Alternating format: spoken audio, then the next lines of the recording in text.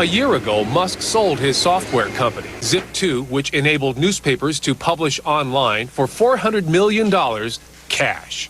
I could go and buy one of the islands in the Bahamas and turn it into my personal fiefdom. I'm much more interested in trying to build and create a new company. So this is an ATM. What we're going to do is transform the traditional banking industry. I do not fit the picture of a banker. X.com, this is Julie. Raising $50 million is a matter of making a series of phone calls, and the money is there. I've sunk the great majority of my net worth into X.com, which is the new banking and mutual funds company on the internet that I've started. Big X. Exactly. X.com. I think X.com could absolutely be a multi-billion-dollar bonanza. Because if you look at the industry that X is pursuing, it's the biggest sector of the world economy. It's sort of like a series of poker games. And now I've gone on to a more high-stake poker game and just carry those chips with me.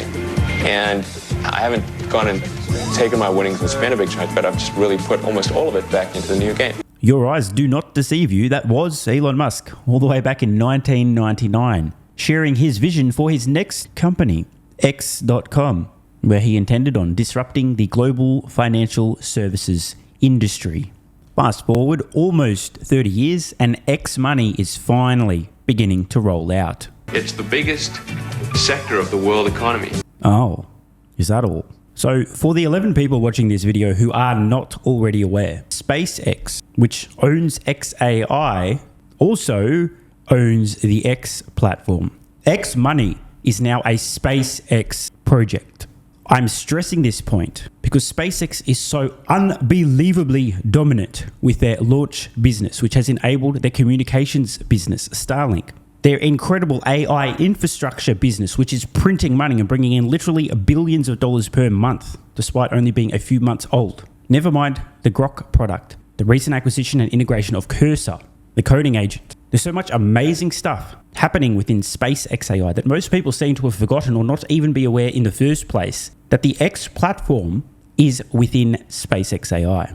X money alone is a multi-trillion-dollar opportunity. We're not just talking about savings accounts, payments, transfers, credit cards. We're talking about everything. Musk has had this vision for the better part of 30 years. A little bit of background. X.com did start back in the late 90s, then merged with and became essentially PayPal. PayPal discovered that one of their many features was in such extreme demand that they pivoted the whole company to doing this one thing, essentially online payments. Next minute, massive exit, everyone's happy. Musk goes on, Tesla, SpaceX, happy days. But he knew even back then the massive opportunity. This idea has been bouncing around in the bro's head for 30 fucking years. And now it's finally time. On that note, there's actually an excellent interview we'll feature in a sec of Musk back in 2008, nearly 20 years ago, describing his original vision for X.com, which, by the way, is extremely bizarre to hear him talking about X.com, because if you go to X.com right now, we have just reached the full circle moment. He lays out his whole vision, not just for online payments, but the entire global financial services industry, and his unceremonious departure from PayPal. So pay attention to what he had to say back then. Consider what he's been thinking about, that he's had this idea in the back of his mind this entire time, and now it's finally happening. When Elon was 23, he got out of college. He went to San Francisco, the Bay Area, with a car, a computer, and $2,000. I think that's right. And he started a company called Zip2. It was sort of like what the early Yahoo was. It was an online directory. 4 years later, when he was about my age, he sold the company for just over $300 million to Compaq. And I bring this up not because it was the largest internet company acquisition at the time, but because he's done so much stuff since then that nobody even remembers this initial success. True, Zip2 doesn't get much play. So I'm going to ask him some questions. We're going to go through. He's got, as Jane said, 3 mind-blowing companies. And then hopefully we'll have some time for you all to ask him some questions. So start thinking, and we'll get to those. So I'm going to put up something that probably looks familiar to most people here. This is the homepage of PayPal in 2000. Elon was a co-founder, and the company was sold to eBay in 2002 for $1.5 billion. And we all know what PayPal is today, but I was hoping you could sort of share with us kind of what your vision was from the beginning. Well, it certainly evolved over time. Initially, after selling Zip2, I wanted to do something more on the internet, and it seemed to me that there hadn't been all that much innovation in the financial sector. And given that money is kind of just an entry in a database, and it was low bandwidth, so it didn't require some big infrastructural upgrade to the internet, it seemed it should lend itself to innovation. So I tried to think of what could be, what was something compelling that could be done. And I thought, well, if we can combine all types of financial services in one, so you could have like mortgages, like basically all your entire financial relationship seamlessly integrated together in one place online, that would be cool. And then there was a little feature that just seemed like an obvious feature, which was the ability to transfer money from one person to another by entering a unique identifier like an email address. That was like just a sort of a little feature, but then whenever we demonstrate the product, people wouldn't get excited about the consolidated financial services, but they would get excited about emailing money. So we started focusing our energy on that, and that really ended up being the big driver of growth. Right. So it sort of went from a super bank, I think that's what the media called it. Yeah, like a super financial services thing. Yeah.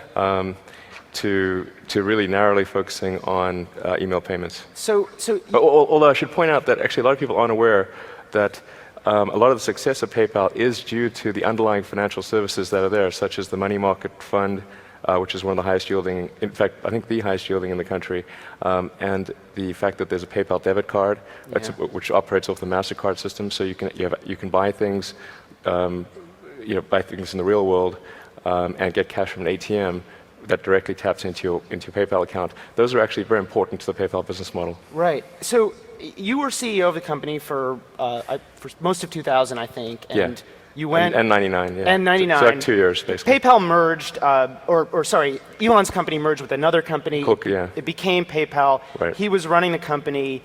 He went on an investment raising trip, and when he got back, what happened? Well, yeah, so...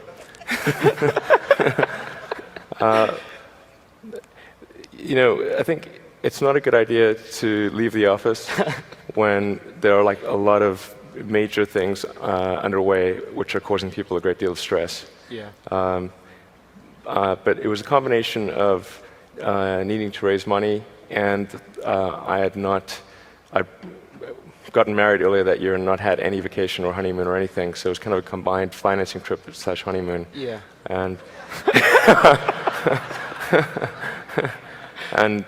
anyway, away for 2 weeks, and there was just so much.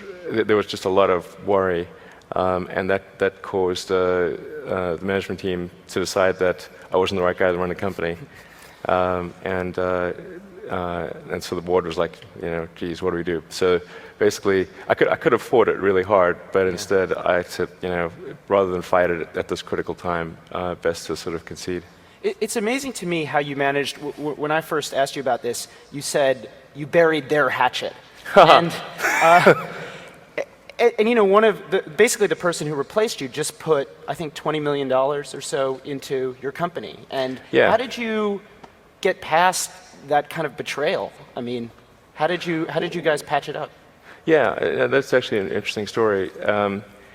Well, I didn't agree with their conclusion. I understood why they took the action they did, and they're not,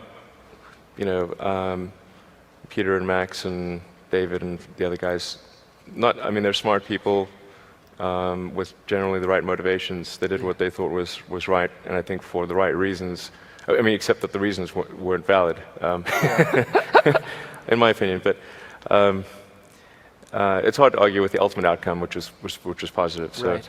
I just thought, it's just easy to be better and just hate them forever. But it's best that the right, better course of action is to turn the other cheek and sort of make the relationship good, and it was. But I put a lot of effort into sort of making things good, and then actually recently the Founders Fund, which is comprised primarily of ex-PayPal people, including Peter, who replaced me as CEO, invested in SpaceX. Yeah. And I invested in Peter's things before that.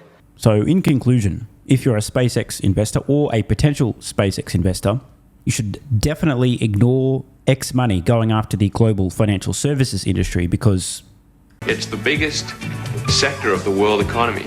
Thanks for watching. If you appreciate the content and want to support the channel, check out the links below where you can get early access to daily videos, unlock hundreds of exclusive pieces of content, and plenty more. AG1 has been part of my daily health protocol for almost half a decade. It's packed full of vitamins and minerals and helps me fill in nutritional gaps while supporting energy, digestion, and immune function. It also has prebiotics and probiotics to promote gut health. I take my health very seriously, and so should you.